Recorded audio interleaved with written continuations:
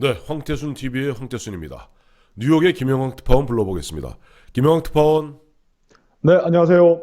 네. 에, 오늘 뭐 미국 뭐 재밌는 얘기 있습니까? 오늘은 트럼프 대통령이 아주 치욕적인 금요일, 블랙 프라이데이로 기록될 날입니다. 왜요? 그 정부 폐쇄에 관해서 트럼프 네. 대통령이 오늘 항복했습니다. 아, 드디어 항복했군요. 예. 네네. 펠로시가 그 한 방 매기더니. 네. 국경 장벽 예산 없이 예, 예. 그 3주간에 네. 3주간 정부 예산을 지출하는 걸로 네. 타협점이 이루어져서 지금쯤이면 네. 미국 하원 상원 다 통과했을 것 같습니다. 네. 그렇군요.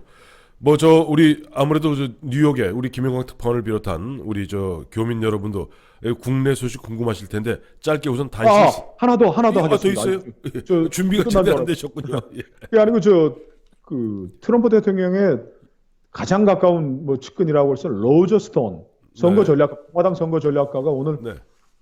여기 미국 시간 새벽에 플로리다에서 긴급 체포가 됐습니다.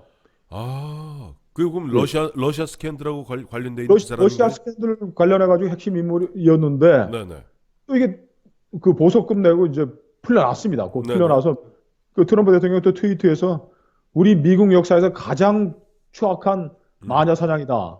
러시아에 공무원을 엎쳤다라고 트위터를 돌렸는데 네. 지금 그 트럼프 대통령이 지금 확정적으로 가고 있는 건 러시아와 대선 기간의 그렇죠. 어떤 선거 공모. 그 다음에 그 여성 스캔들 두 명의 네네. 여성과 성관계를 가진 것을 선거운동 기간에 무마하기 위해서 네. 돈을 주고 입을 막았던 그 두 건에 대해서 지금 트럼프 대통령이 턱 밑에까지 탄핵의 비수가 지금 다가온 거 아닌가 그런 느낌이 줍니다. 아, 그렇군요. 오늘 아주 트럼프로서는 정말 우울하고 불길한 하루였을 겁니다. 이제 그렇게 되면 사실 보면 우리 예전에 말씀드렸습니다. 웩도 독이라는 영화 있지 않았습니까?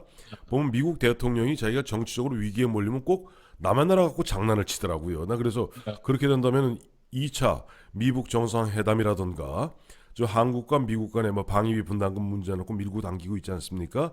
이런 문제도 영향을 주지 않을까 걱정이 되네요. 한국 단신 우선 짧게 세 가지 말씀드리도록 하겠습니다. 뭐 아시겠습니다만 지난주에는 우리 대한민국을 갖다가 휩쓴 핫 이슈는 역시 손혜원 의원 아니었습니까? 네. 이번 주 중후반부터 핫 이슈는 손석희 JTBC 사장 이 문제입니다. 손씨 남매가 지금 나라를 흔들고 있군요. 그렇죠. 예전에 19대 국회 때 보면은 박지원 의원, 박영선 의원의 박박 남매라는 그 유명한 말이 있었는데 이번 주, 지난주 해서 우리 손혜원, 손석희, 손손 이 남매가 양손 한 손이 아니라 양손입니다. 양손이 지금 대한민국을 들었다 놨다 하고 있습니다. 두 번째 단신 말씀드리겠습니다. 제가 어제 그저께 말씀드렸죠. 우리 다뤘던 황태수 TV에서 다뤘던 야 이놈들아 차라리 기우제를 지내라 라고 얘기하지 않았습니까? 네. 25일 그러니까 한국 시간으로 어제죠. 25일 금요일 날 드디어 보면은 서해상에서 인공강우 살포했습니다. 어떻게 됐을까요? 수증기도 안 맺혔습니다. 수증기도 안 맺혔어. 수증기도 제대로 안 맺혀갖고 꽝 됐는데. 그래서 뭐 국민 생각해서 이렇게 애를 쓰니까 고맙네요. 아이고 참. 그러니까 문 대통령 한마디에 보면 기상청이 화들짝 놀라서 얘기했는데 어제 완전 100% 실패죠. 그랬더니 이제 기상청 관계자 이야기는 이게 또 이 손혜원 얘기는 이미 끝났는데 과학적 성과를 쌓아가는 토대를 마련했다. 이게 무슨 말인지 모르겠어요. 뭐 이야말로 저는 엄발의 오줌 넣기, 띵동 동족 방뇨라고 그러죠. 이 엄발의 오줌 넣기식이다. 즉 보면 우리가 결국 미세먼지를 막기 위해서는 중국과 근본적인 대책을 갖다가 협의하고 그 맞습니다. 촉구해야 되는데 네. 이 갖다가 갑자기 갖다가 뭐 기후제 인공 기후제를 지내겠다 하니 그 수증기에 맺히겠습니까? 또 세 번째 어제 발표된 한국갤럽 조사에 따르면 문재인 대통령의 지지율이 48%, 47%에 이어서 46%로 매주 1% 포인트씩 서서히 하락하는 약보합세를 보이고 있습니다. 이 단신 전해드렸습니다. 저 자유한국당 전당대회는 지금 그 깜깜이 속으로 들어가고 있는 것 같아요. 지금 그 제가 단신을 봤더니 예. 그 황교안, 네.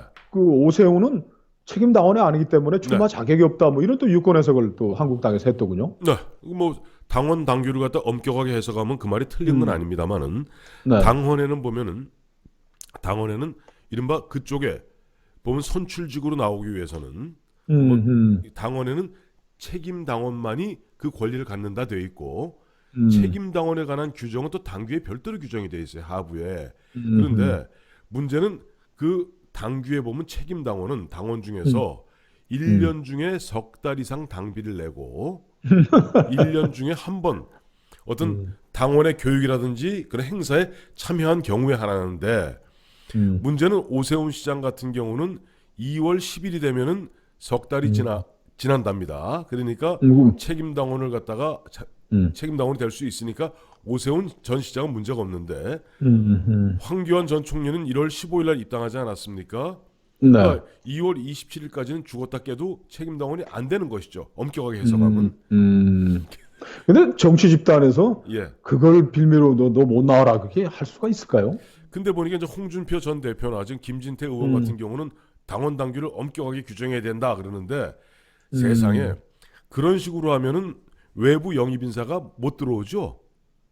그렇죠. 그렇죠. 그러니까 거기에 보면 책임 당원만이 당직을 맡을 수 있고 책임 당원만이 이른바 공무 단임권의 후보로 선출될 수 있는데 그러면 앞으로 어떤 국회의원도 이른바 인정이 못 하잖아요. 그래서 당규에 보면 뭐라고 되어 있냐니까 당원 규정 2조의 3항에 보면은 앞서 그 2항의 책임 당원 규정을 적은 다음에 3항에는 2항에도 불구하고 시도당 운영위원회는 책임 당원의 자격을 부여할 수 있다라고 되어 있고 또 4항에는 어떻게 되어 있냐? 4항에는 2항의 규정에도 불구하고 공천관리위원회 등의 요청에 따라서 최고위원회의 의결로 책임당원의 자격을 부여할 수 있다 이렇게 되어 있기 때문에 지금 황교안 전 총리 같은 경우는 선거관리위원회죠. 이쪽 당에 선거관리위원회에서 비대위에다 요청하고 비대위의 의결로서 그야말로 책임당원 자격 줄 수 있습니다. 저 우리 황 대표께서 25일 날 김병준 비대위원장 그 창원 토크 콘서트 4일 보셨는데 네네. 김병준 비대위원장은 황교안하고 또 뭐 저 오세훈 나오지 말라 이런 입장인데 네. 비대위원장이 뭐 안 된다고 그러는데 그러면 출마 못 하겠네요. 아니 이제 그렇게 되면 이제 얘기가 복잡해집니다. 왜냐하니까 앞서도 말씀드렸습니다만은 오세훈 전 시장 같은 경우는 2월 10일이면은 책임 당원이 되기 때문에 오세훈 전 시장은 나올 수가 있습니다. 근데 황교안 만약에 전 총리만 못 나오게 한다면 이것은 그야말로 당초 김병준 비대위원장이 오세훈이나 황교안 이 두 분이 안 나왔으면 좋겠다고 얘기한 것은 그야말로 자칫 잘못하면 또 개파 갈등이 불거질 가능성 때문에 그 말씀을 한 건데 만약 오세훈은 나오고 황교안은 못 나온다면 이거는 당 두 쪽은 납니다. 그렇기 때문에 김병준 위원장 뭐 그런 어떻게 보면 그런 선택은 하지 않을 것 같아요. 그리고 앞서 말씀하셨습니다만 어제 보니까 마침 황교안 전 총리도 창원에 와 있었고 김병준 위원장도 어제 창원에서 토크 콘서트 했어요. 그리고 김병준 위원장은 본인은 이번 전당대회는 절대 안 나가겠다고 어제 공언을 다시 했습니다. 어떠한 경우도. 그렇기 때문에 어떻게 보면 공정한 전당대회 관리자로서 보면은 황교안, 오세훈 어떻게 보면 한쪽에서는 비박, 한쪽에서는 친박 쪽에서 어떻게 보면 이렇게 좀 지원하고 있는 두 사람이 한 사람은 나오고 한 사람은 못 나오는 그런 일을 만들 것 같지는 않아요. 참. 그 황교안 총리는 또 뭐 어디 언론에 대고 뭐 나는 내 길을 가겠다고 그래가지고 뭐 비장 안 가고 그랬는데 네. 좀 그 위기 국면에서 좀 제발 그렇게 비장하게 좀 해주시지. 뭐 떡고물 떨어진다 그러면 다들 비장해지고 뭐 이렇게 국가와 민족을 생각한다 그러니 참 그 당원들 책임 당원이라는 분들 속 터지겠네요. 그리고 그러면 황교안, 홍준표가 오세훈이 나오면 홍준표 전 대표만 못 나오게 막을 무슨 명분이 있나요? 그 명분으로 들고 나오는 게 뭐 지방선거 패배의 책임을 지고 기어서 나오는 거 안 된다 그러는데 아니 지방선거를 뭐 홍준표 때문에 졌나요? 그 당이 탄핵당하고 국민들한테 인기가 없어 진 거지. 그렇죠.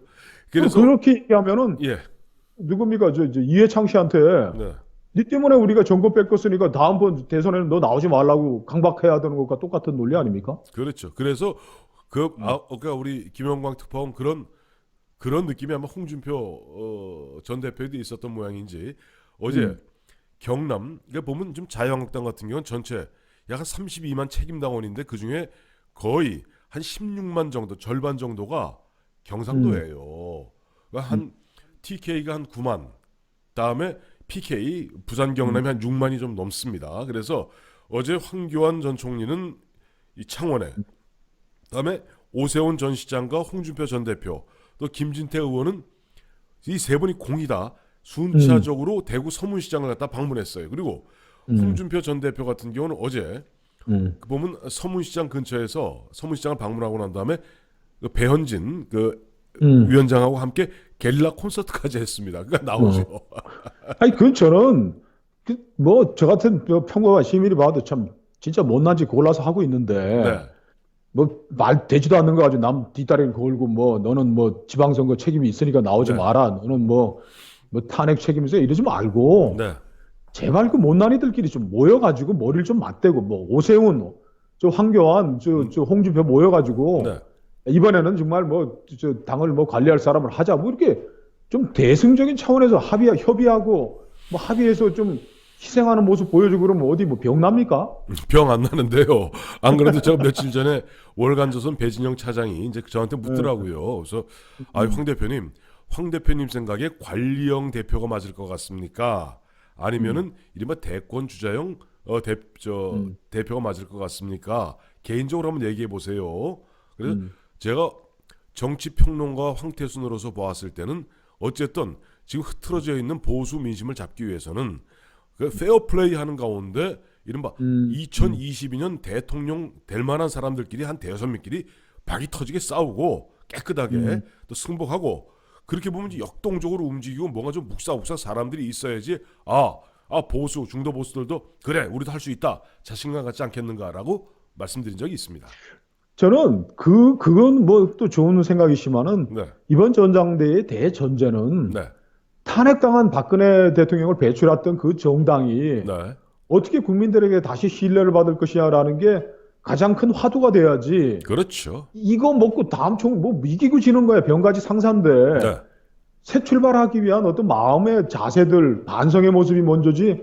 이거 뭐 또 떡판 열렸으니까 내가 먼저 집어먹겠다고 달려드는 이 모습 가지고 곧 이번 주 지나면은 뭐 이제 구정 넘어가고 예. 전당대회 하는데 구정 전에 하나도 그 사람들 좀 모여가지고 김병준 비대위원장 주재로 좀 양보하고 반성하는 모습 좀 보였으면 좋겠어요. 뉴욕에서 있으니까 한가해서 하는 생각입니다. 근데 우리 저 김영학 특파원이 굉장히 좋은 지적해 주셨고 좋은 어드바이스 해주셨고 아이디어를 주셨는데 김병준 위원장도 사실 그동안 보면 뭐 전당대회 나오느냐 마느냐 왔다 갔다 그 여러 가지 설왕설래가 있지 않았습니까? 근데 어제 제가 직접 물어봤어요. 그러면 김병준 위원장은 황교안 오세훈 나오지 마라라고 전제를 달고 본인이 안 나오는 듯 얘기했는데 만약에 황교안 오세훈이 끝까지 나온다면 어떻게 할 것이냐? 그때 나올 수 있는 거 아니냐라고 물어봤더니 어떠한 경우도 이번에 안 나온다고 분명히 얘기했으니까.